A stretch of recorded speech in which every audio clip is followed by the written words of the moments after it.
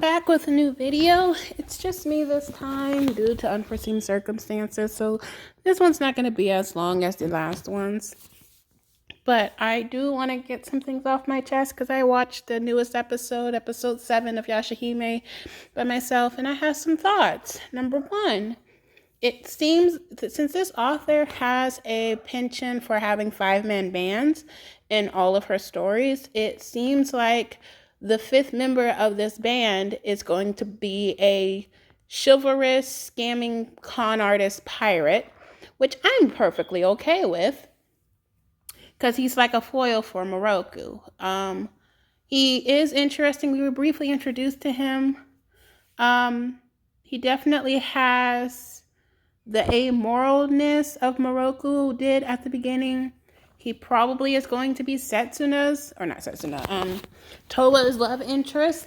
Maybe not. I'm not sure. He's going to be interesting. And then we get the whole Towa's dream sequence, which I enjoyed because it showed Towa's very simplistic dream of her and Setsuna being sisters in the modern era, just going shopping and having fun, and her being able to take care of Setsuna and Setsuna actually getting some sleep. It's Towa's only real desire in life, and I can get behind that. She doesn't want much.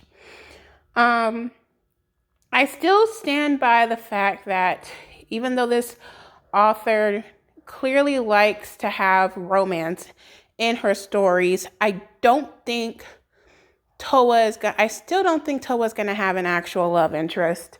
I think it's going to be mainly a relationship between Towa and Setsuna. In terms of I think it's interesting, the final battle of the episode, because we finally get to where the series began with Towa being arrested, and now we find out why. And I think that's cool because I like the way that they showed that battle, because neither one of the people who held her captive saw what was happening, which spoke to how Towa is very smart, very cunning, and very resourceful. She sensed, because this entire thing was about her demon sense. She sensed the true form of the bear behind her, and she was able to help her sister and her cousin, her family, defeat it without neither one of her captors knowing what was happening.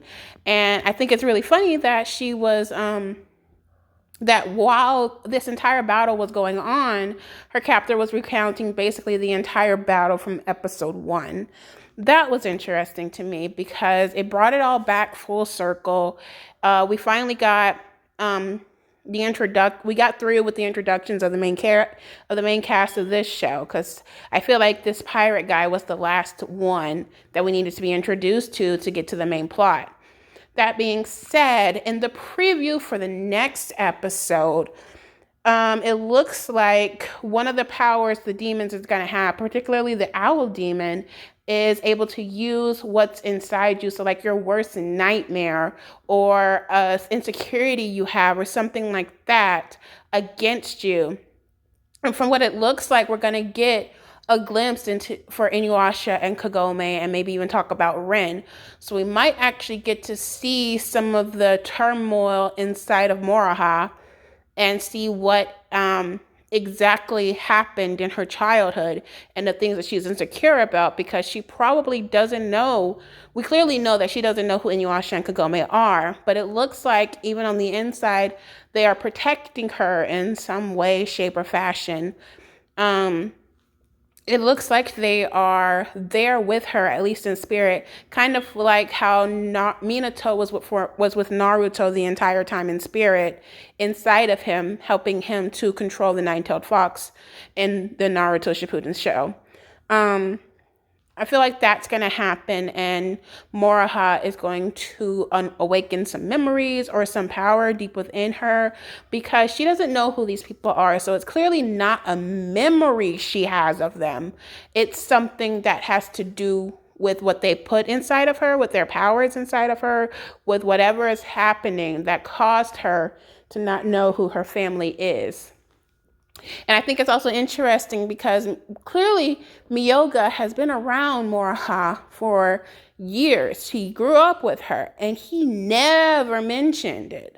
And we can clearly see that because she still doesn't know who Inuyasha Kagome are. Miyoga never told her who her parents are, never told her who she actually is.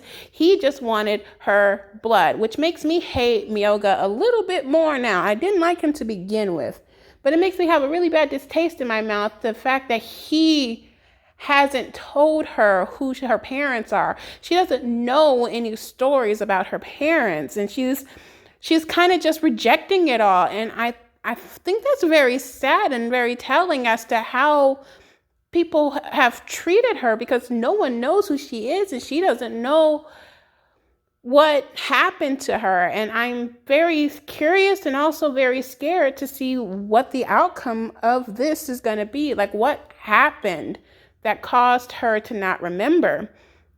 And then we're also going to see Trikio and Rin. By the way, thank you, fandom, for naming her Trikio. That is just great. Trikio and Rin again. And so we're probably going to get a little bit more information, probably like 2 sentences of information, but we'll take what we can get on exactly what's happening in that situation and how that's connected to everything that's happening. In terms of this demon that the girls are supposed to allegedly kill, it looks like, I don't think he has memory problems because he doesn't remember exactly who works under him.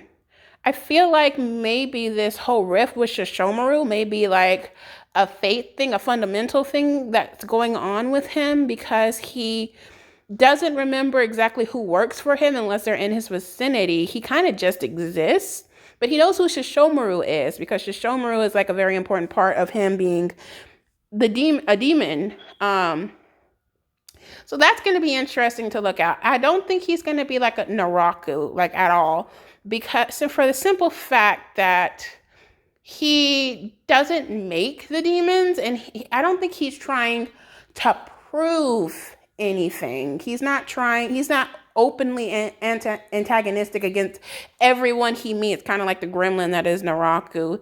He definitely has some sort of agenda.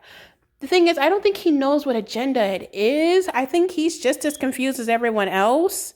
And I think that this rift between him and Shishomaru is affecting him on a meta level to a point where he doesn't even remember what his purpose is in life. And that seems to be the theme in this entire show, your purpose in life. And I mean, they reiterated that at the beginning of the episode. What's your purpose in life? What fate decides for you, and purification. So it's going to be interesting to see if he too is trying to break away from the fate that was given to him, or if he's just going to go with the status quo. I don't know. We didn't get any answers to the main cast in this episode, but we did get a deeper look into what's happening and to the people around them. We finally got to answer why Towa was in the situation she was in the first episode. I appreciate that, and I love how it came full circle, and I love how the next episode, after everything becomes full circle, we're back to the original gang and how they're all tied together. I still think it's incredibly horrible and sad that they don't know, that Towa, Moroha, and Setsuna don't know that they're all related. But that being said, I am happy that they're actually developing a friendship. And it's not just because they're related, it's because they genuinely do care about one another. I mean, Moroha just straight up decided to go with Setsuna. Mind you, she was also on a mission. But while she was on her way to complete her bounty hunt, she just decided to go along, and she acknowledges Towa's intelligence and Towa's reliability, and she still went. And Setsuna literally was acting just like her dad and said, she's so annoying, I guess I gotta go save her. Kind of like Shishomaru did with just about everybody.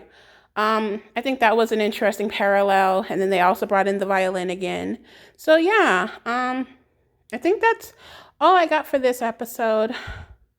This was interesting doing it by myself. But yeah, I hope you all like it. And like, subscribe, tune in next time. See you later.